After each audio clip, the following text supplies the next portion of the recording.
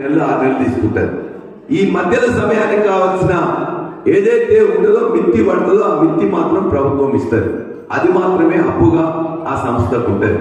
అంతేగాని 56,000 కోట్ల అప్పు ఉందని చెప్పారు. మేము అసెంబ్లీలోనే చెప్పినాం.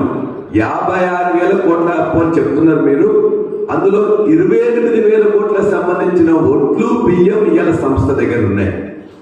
16,000 సంబంధించిన కోట్లకు సంబంధించి 16,000 కోట్లకు సంబంధించింది ఎఫ్సిఐ దగ్గరికి రావాల్సినది. అంటే 45,000 కోట్లు రావాల్సినది చెప్పకుండా 56,000 కోట్ల అప్పు ఉందని చెప్పేసి అంటున్నారు. ఎంత దుర్మార్గంగా మాట్లాడుతున్నారు, అసత్యాలు మాట్లాడుతున్నారు.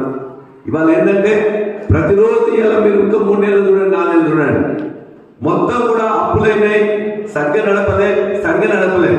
మేము సరిగ్గా నడపలేదో ప్రజలకు తెలుసు, రైతులకు తెలుసు.